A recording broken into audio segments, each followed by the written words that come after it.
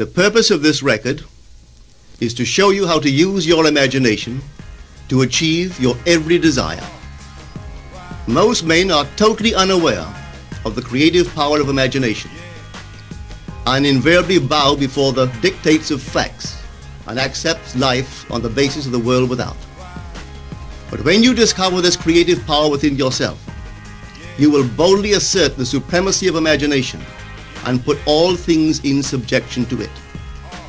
When the man speaks of God in man, he is totally unaware that this power called God in man is man's imagination. This is the creative power in man. There is nothing under heaven that is not plastic as potter's clay to the touch of the shaping spirit of imagination. Once a man said to me, "You know, Neville, I love to listen to you talk about imagination. But as I do so, I invariably touch the chair with my fingers and push my feet into the rug just to keep my sense of the reality and the profundity of things." Well, undoubtedly he is still touching the chair with his fingers and pushing his feet into the rug. But now let me tell you another one who didn't touch with her fingers and didn't push that foot of hers onto the board of the streetcar. It's the story of a young girl, just turned 17.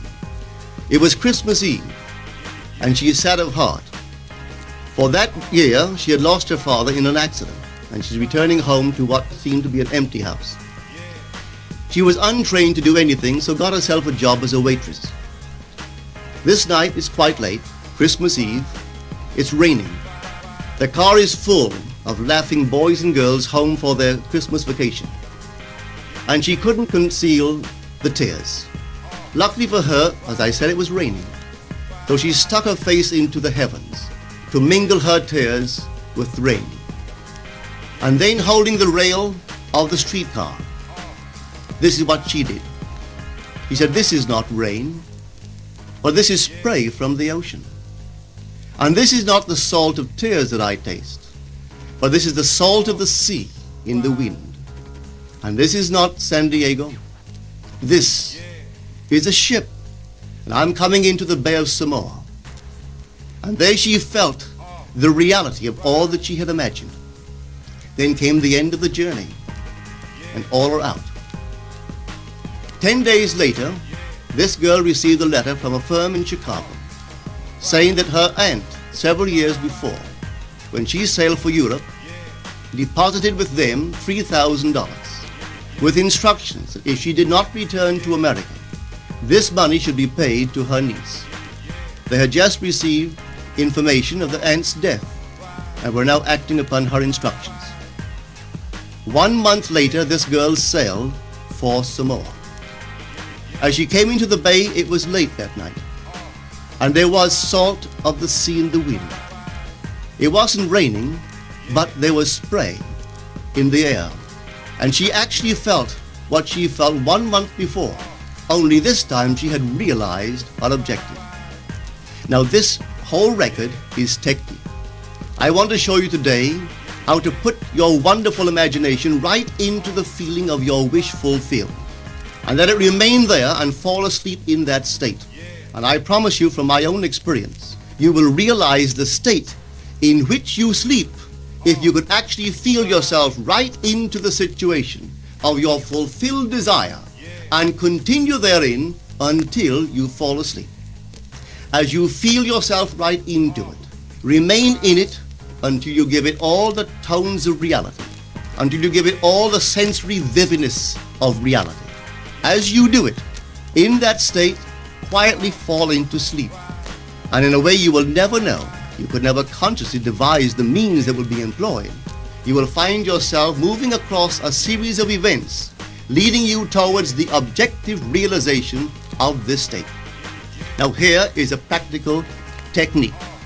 The first thing you do, you must know exactly what you want in this world. When you know exactly what you want, make as lifelike a representation as possible of what you would see and what you would touch and what you would do and physically moving in such a state. For example, suppose I wanted a home, but I had no money, but I still know what I want. without taking anything into consideration, I would make as lifelike a representation of the home that I would like, with all the things in it that I would want. And then, this night, as I would go to bed, I would, in a drowsy, sleepy state, the state that borders upon sleep, I would imagine that I am actually in such a house, that were I to step off the bed, I would step upon the floor of that house. Were I to leave this room, I would enter the room that is adjacent to my imagined room in that house. And while I am touching the furniture and feeling it to be solidly real, and while I am moving from one room to the other in my imaginary house, I would go sound asleep in that state. And I know that in a way I could not consciously devise, I would realize my house. I have seen it work time and time again. If I wanted promotion in my business, I would ask myself what additional responsibilities would be mine were I to be given this great promotion. What would I do? What would I say? What would I see? How would I act? And then in my imagination, I would begin to see and touch and do and act as I would outwardly see and touch and act were I in that position. If I now desired the mate of my life, were I now in search of some wonderful girl or some wonderful man, what would I actually find myself doing that would imply that I have found my state? For instance, suppose now I was a lady. One thing I would definitely do, I would wear a wedding ring. I would take my imaginary hands and I would feel the ring that I would imagine to be there. And I would keep on feeling it until it seemed to me to be solidly real. I would give it all the sensory vividness I am capable of giving anything. And while I am feeling my imaginary ring, which implies I am married, I would sleep. This story is told us in the Song of Songs, or the Song of Solomon. It is said, "At night on my bed, I sought him whom my soul loveth. I found him whom my soul loveth, and I would not let him go, until I brought him into my mother's house, right into the chamber of her that conceived me." If I would take that beautiful poem and put it into modern English, into practical language, it would be this. While sitting in my chair, I would feel myself right into the situation of my fulfilled desire. And having felt myself into that state, I would not let it go. I would keep that mood alive, and in that mood, I would sleep. That is, taking it right into my mother's chamber, into the chamber of her that conceived me. You know, people are totally unaware of this fantastic power of the imagination. But when man begins to discover this power within him, he never plays the part that he formerly played. He doesn't turn back and become just the reflective life. From here on in, he is the affecter of life. The secret of it is to center your imagination in the feeling of the wish fulfilled and remain therein. For in our capacity to live in the feeling of the wish fulfilled lies our capacity to live the more abundant life. Most of us are afraid to imagine ourselves as important and noble individuals, secure in our contribution to the world, just because at the very moment that we start our assumption, reason and our senses deny the truth of our assumption.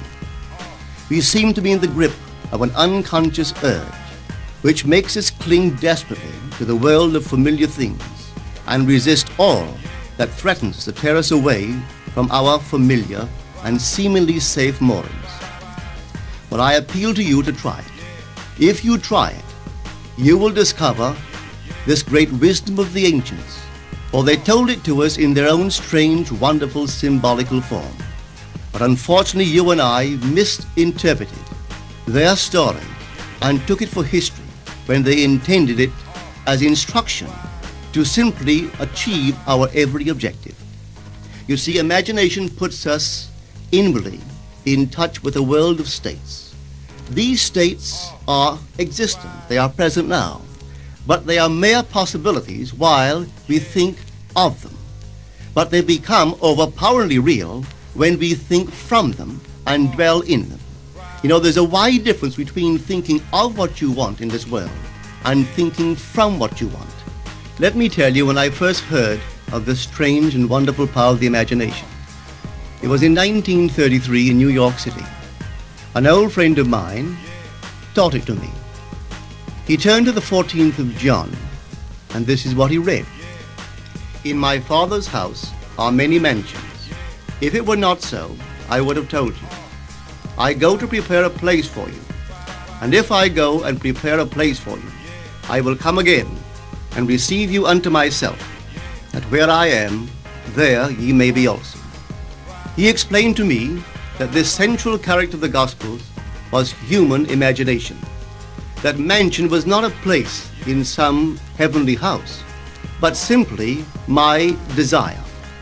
If I would make a living representation of the state desired, and then enter that state and abide in that state, I would realize. At the time, I wanted to make a trip to the island of Barbados in the West Indies, but I had no money. He explained to me that if I would that night, as I slept in New York City, assume that I was sleeping in my earthly father's house in Barbados, and go sound asleep in that state, that I would realize my trip. Well, I took him at his word and tried it. For 1 month, night after night, as I fell asleep, I assumed I was sleeping in my father's home in Barbados. At the end of my month, an invitation from my family came, inviting me to spend the winter in Barbados. I sailed for Barbados the early part of December of that year. From then on, I knew I had found this Savior in myself. The old man told me that it would never fail. Even after it happened, I could hardly believe that it would not have happened anyway. That's how strange this whole thing is. On reflection, it happens so naturally. You begin to feel or to tell yourself, well, it would have happened anyway. And you quickly recover from this wonderful experience of yours. It never failed me if I would give the mood, the imagined mood, sensory vividness. I could tell you unnumbered case histories to show you how it works. But in essence, it's simple. You simply know what you want. When you know what you want, you are thinking of it. That is not enough. You must now begin to think from it. Well, how could I think from it? I am sitting here, and I desire to be elsewhere. How could I, while sitting here physically, put myself in imagination at a point in space removed from this room and make that real to me? Quite easily. My imagination puts me in touch inwardly with that state. I imagine that I am actually where I desire to be. Now, can I tell that I am there? There is only one way to prove that I am there. For what a man sees when he describes his world is as he describes it relative to himself. So what the world looks like depends entirely upon where I stand when I make my observation. So if, as I describe my world, it is related to that point in space I imagine that I am occupying, then I must be there. I am not there physically, no, but I am there in my imagination. And my imagination is my real self. And where I go in imagination and make it real, there I shall go in the flesh also. When in that state I fall asleep, it is done. I have never seen it fail. So this is the simple technique on how to use your imagination to realize your every objective. Here is a very healthy and productive exercise for the imagination. Something that you should do daily. Daily relive the day as you wish you had lived it, revising the scenes to make them conform to your ideals. For instance, suppose the day's mail brought disappointing news. Revise the letter. Mentally rewrite it and make it conform to the news you wish you had received. Or suppose you didn't get the letter you wish you had received. Write yourself the letter and imagine that you received such a letter. Let me tell you a story that took place in New York not very long ago. In my audience sat this lady who had heard me numberless times. And I was telling the story of revision. That that man, not knowing the power of imagination, he goes to sleep at the end of his day, tired and exhausted, accepting as final all the events of the day. And I was trying to show that man should, at that moment, before he sleeps, he should rewrite the entire day and make it conform to the day he wished he had experienced. Here is the way a lady wisely used this law of revision. It appears that 2 years ago, she was ordered out of her daughter-in-law's home. For 2 years, there was no correspondence. She had sent her grandson at least 24 presents in that interval, but not one was ever acknowledged. Having heard the story of revision, this is what she did. As she retired at night, she mentally constructed 2 letters. One she imagined coming from her grandson and the other from her daughter-in-law. In these letters they expressed deep affection for and wondered why she had not called to see them. This she did for 7 consecutive nights, holding in her imaginary hand the letter she imagined she had received, and reading these letters over and over until it aroused within her the satisfaction of having heard. Then she slept. On the 8th day, she received a letter from her daughter-in-law. On the inside there were 2 letters, one from her grandson and one from the daughter-in-law.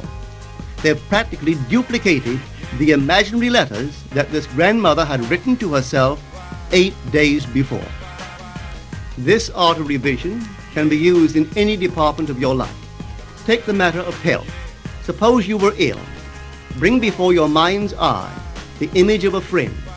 Put upon that face an expression which implies that he or she sees in you that which you want the whole world to see. Just imagine he is saying to you that he has never seen you look better, and you reply, I have never felt better. Suppose your foot was injured. Then do this. Construct mentally a drama which implies that you are walking, that you're doing all the things that you would do if the foot was normal, and do it over and over and over until it takes on the tones of reality. Whenever you do in your imagination that which you would like to do in the outer world, that you will do in the outer world. The one requisite is to arouse your attention in a way and to such intensity that you become wholly absorbed in the revised action. You will experience an expansion and refinement of the senses by this imaginative exercise, and eventually achieve vision in the inner world. The abundant life promised us is ours to enjoy now, but not until we have the sense of the Creator as our imagination can we experience it. Persistent imagination, centered in the feeling of the wish fulfilled, is the secret of all successful operations. This alone is the means of fulfilling the intention. Every stage of man's progress is made by the conscious, voluntary exercise of the imagination. Then you will understand why all poets have stressed the importance of controlled, vivid imagination. Listen to this one by the great William Blake. In your own bosom you bear your heaven and earth, and all you behold, though it appears without, it is within, in your imagination, of which this world of mortality is but a shadow. Try it, and you too will prove that your imagination is the creator.